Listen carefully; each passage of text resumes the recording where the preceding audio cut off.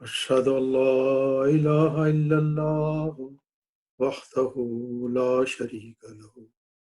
وأشهد أن محمدا عبده ورسوله أما بعد فأعوذ بالله من الشيطان الرجيم بسم الله الرحمن الرحيم الحمد لله رب العالمين الرحمن الرحيم مالك يوم الدين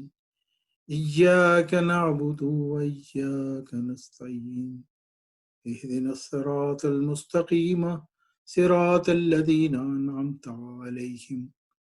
غير المغضوب عليهم ولا الضالين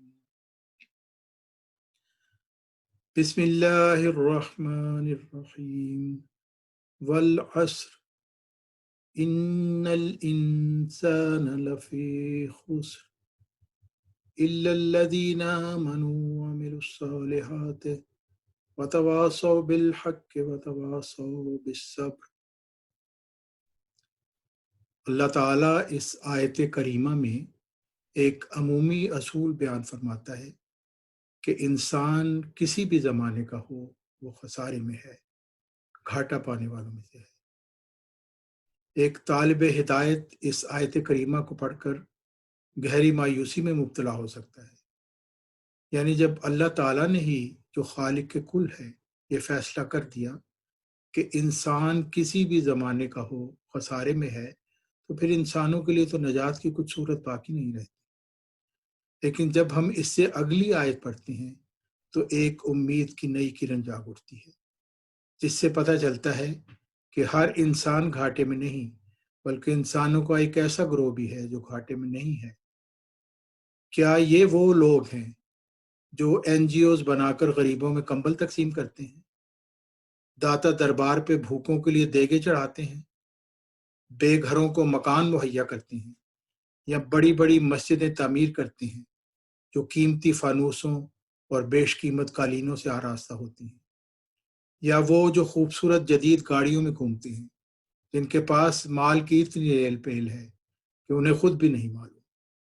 جن کا لباس غیر ملکوں سے تیار ہو کر آتا ہے اور جو قیمتی خوشبوؤں سے ہمہ وقت معطر رہتے ہیں۔ جی نہیں، یہ وہ لوگ نہیں ہیں جو خسارے میں نہیں ہیں، بلکہ وہ جو خسارے میں نہیں ہیں اس آیت کریمہ کے مطابق وہ لوگ ہیں جو خالص ایمان پر قائم ہیں اور پھر اس خالص ایمان کے مناسب حال عمل بھی کرتے ہیں، اور پھر یہی نہیں کہ انہیں صرف اپنے ایمان کی ہی فکر ہے، بلکہ وہ اس ایمان کی نعمت کو دوسروں تک پہنچانے کے لیے دل جمی سے سچی کوشش کرتے رہتے ہیں اور غور و فکر کرتے ہوئے نت نئے طریقے تلاش کرتے رہتے ہیں جن کے ذریعہ سے وہ حق پر قائم رہتے ہوئے حق کی تعلیم دیں اور صبر کا دامن تھامتے ہوئے صبر کی تعلیم دیں۔ بھوکے کو کھانا کھلانا اور ننگے کا تن ڈھانپنا بے شک نیک اعمال ہے، مگر انسان کو خسارے سے نہیں بچا سکتے جب تک وہ خالص ایمان پر قائم نہ ہو، کیونکہ انسانی روحانی ترقی کا آغاز ہی اس لمحہ سے شروع ہوتا ہے جب وہ ایمان پر قائم ہو جاتا ہے۔ اس لیے قرآن مجید میں سورہ توبہ آیت 96 میں ارشاد ربانی ہے، فَإِنَّ اللَّهَ لَا يَرْضَىٰ عَنِ الْقَوْمِ الْفَاسِقِينَ، یعنی اللہ تعالیٰ فاسقین سے ہرگز راضی نہیں ہوتا، اور فاسق سے مراد وہ لوگ ہیں جو اللہ تعالیٰ اور اس کے رسول اکرم صلی اللہ علیہ وسلم کی نافرمانی کرنے والے ہیں۔ حضرت مرزا غلام احمد مسیح موعود و مہدی موعود علیہ الصلاۃ والسلام سورۃ العصر کی تفسیر میں فرماتے ہیں،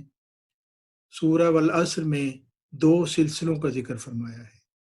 ایک ابرار و اخیار کا سلسلہ ہے اور دوسرا کفار اور فجار کا۔ کفار اور فجار کے سلسلہ کا ذکر یوں فرمایا، ان الانسان لفی خسر، اور دوسرے سلسلہ کو اس طرح پر الگ کیا، الا الذین آمنوا وعملوا الصالحات، یعنی ایک وہ ہیں جو خسران میں ہیں مگر خسران میں مومن اور عمل صالح کرنے والے نہیں ہیں۔ اس سے معلوم ہوا کہ خسران میں وہ لوگ ہیں جو مومن اور عمل صالح کرنے والے نہیں۔ یاد رکھو کہ صلاح کا لفظ وہاں آتا ہے جہاں فساد کا بالکل نام و نشان نہ رہے۔ انسان کبھی صالح نہیں کہلا سکتا جب تک وہ عقائد ردیہ اور فاسدہ سے خالی نہ ہو، اور پھر اعمال بھی فساد سے خالی ہو جائے۔ حضرت مسیح موعود علیہ السلام مزید فرماتے ہیں، اصلاح تب ہوتی ہے کہ تکمیل عملی کے مراتب حاصل ہو جائیں۔ بس سورۃ العصر میں جو الا الذین آمنوا وعملوا الصالحات فرمایا گیا ہے، اس میں آمنو سے تکمیل علمی کی طرف اشارہ فرمایا اور عامل الصالحات سے تکمیل عملی کی طرف رہبری کی۔ حکمت کے بھی دو ہی حصے ہیں، ایک علم اکمل اور اتم ہو اور دوسرے عمل اتم اور اکمل ہو۔ بس اللہ تعالیٰ فرماتا ہے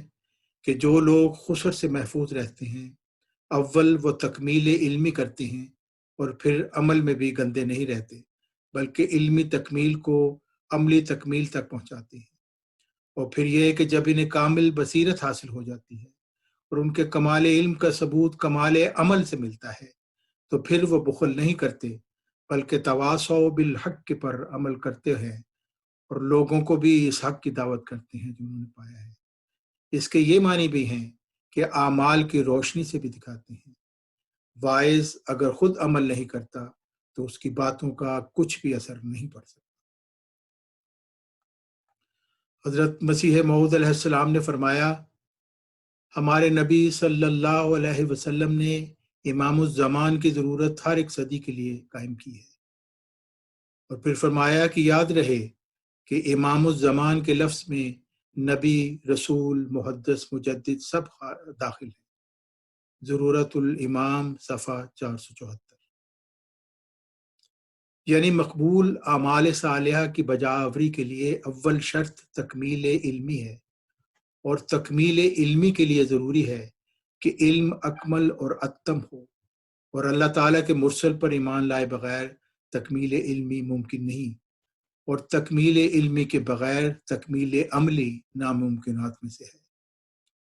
قرآن مجید میں اللہ تعالیٰ نے سورہ نور کی آیت 56 آیت استخلاف میں اسلام قبول کرنے والوں کی تکمیل علمی کے لیے خاتم النبیین حضرت محمد مصطفیٰ صلی اللہ علیہ وسلم کی اطاعت میں ایک سلسلہ خلافت قائم فرمایا ہے، جس کی تشریح حدیث مجددین میں ملتی ہے۔ چنانچہ خاتم النبیین حضرت محمد مصطفیٰ صلی اللہ علیہ وسلم نے فرمایا، قال رسول اللہ صلی اللہ علیہ وسلم، ان اللہ عز وجل یبعث لهذه الامت على راس كل 100 سنة من یجدد لها دینها۔ یعنی اللہ تعالیٰ ہر صدی کے سر پر اس امت کے لیے ایک شخص کو مبعوث فرمائے گا جو اس کے لیے دین کو تازہ کرے گا۔ اور حضرت مسیح موعود علیہ السلام فرماتے ہیں، ہاں حضرت صلی اللہ علیہ وسلم سے ثابت ہے کہ ہر ایک صدی پر ایک مجدد کا آنا ضروری ہے۔ یوں تو ہمیشہ دین کی تجدید ہو رہی ہے، مگر حدیث کا تو یہ منشا ہے کہ وہ مجدد خدا تعالیٰ کی طرف سے آئے گا، یعنی علوم لدنیا و آیات سماویہ کے ساتھ۔ ازالہ اوہام حصہ اول صفحہ 179۔ یعنی آج کے زمانہ میں مجدد وقت ہی امام الزمان ہے، جس کا منکر خسارے میں ہے، اور 15ویں صدی ہجری کے مجدد حضرت عبد الغفار جنبہ علیہ السلام پر ایمان لا کر ہی ہر انسان خسارے سے بچتے ہوئے اپنی علمی تکمیل کر سکتا ہے، اور پھر اسے اللہ تعالیٰ کی طرف سے مقبول اعمال صالحہ کی توفیق مل سکتی ہے، جس سے اس کی عملی تکمیل ممکن ہو سکتی ہے۔ امام وقت کی شناخت کرنے سے ہی ہم ایک جاہل کی موت مرنے سے محفوظ ہو سکتے ہیں۔ حضرت مرزا غلام احمد مسیح موعود و مہدی موعود علیہ السلام اپنے ایک خط میں نصیحت کرتے ہوئے فرماتے ہیں، جس حالت میں مخبر صادق صلی اللہ علیہ وسلم نے ہر ایک صدی کے سر پر مجدد کے آنے کی خبر دی ہے، تو آپ قطعاً اس خبر کا انکار کر کے کس طرح بھاگ سکتے ہیں، یا کیوں کر آپ اس بات کو چھپا سکتے ہیں کہ بلا شبہ صدی کے سر پر ایک مجدد کا آنا ضروری ہے۔ جب تک آپ کو اس بات کی اطلاع نہ دی جاتی کہ خبر کا فلاں مستاق ہے، تب تک آپ کا یہ قول ہونا چاہیے تھا کہ ہم بلا شبہ ایمان لاتے ہیں کہ برطبق پیش کوئی پیغمبر صلی اللہ علیہ وسلم، کوئی مجدد صدی کے سر پر پیدا ہو گیا ہے جس کی ہم کو آج تک خبر نہیں۔ اور جب آپ کو ایک شخص نے اطلاع دے دی کہ وہ مجدد میں ہوں، اور بہت سے انوار و برکات ظاہر کرنے سے خدا تعالیٰ نے اس کی مجددیت ثابت کی، تو پھر آپ کو اگر کچھ شک تھا تو جیفہ دنیا سے چند روز فراخت کر کے اس کی خدمت میں دوڑتے اور اس سے تسلی اور تشفی کر لیتے۔ اے عزیزو، دنیا روز چند، آخر کار خداوند تعالیٰ کی جناب میں کسی کا تکبر پیش نہیں جاتا۔ جیسے رسول کے انکار سے کفر لازم آتا ہے، ایسا ہی امام وقت کے انکار سے اس قدر ضعیف ایمان ہو جاتا ہے کہ آخر سلب ایمان تک نوبت پہنچتی ہے۔ نکمی بحثیں اس جگہ پیش نہیں جاتی۔ ایمان حقیقی اور یقین کامل وہ نعمت ہے کہ بجز التزام کو کونوا مع الصادقین کبھی ہاتھ میں نہیں آتا، اور لاف و گزاف اس جناب میں پیش نہیں جاتی۔ مکتوبات احمد جلد اول بنام حاجی محمد ولی اللہ، صفحہ 393۔ میرے پیارے مسلمان بھائیوں، اے عاشقان خاتم النبیین رسول اکرم حضرت محمد مصطفیٰ صلی اللہ علیہ وسلم، حضرت مرزا غلام احمد مسیح موعود و مہدی موعود علیہ السلام کا یہ مکتوب پڑھو اور ان کی نصیحت کو غور سے سنو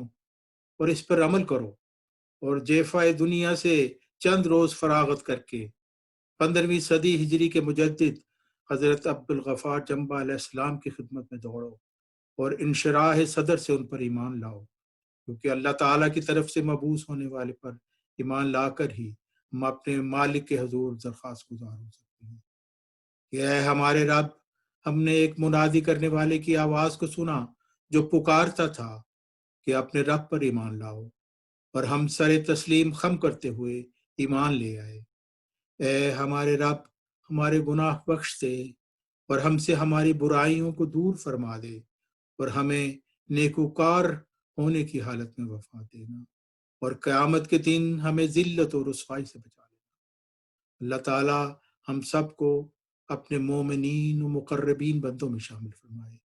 آمین ثم آمین یا رب العالمین یا ارحم الراحمین۔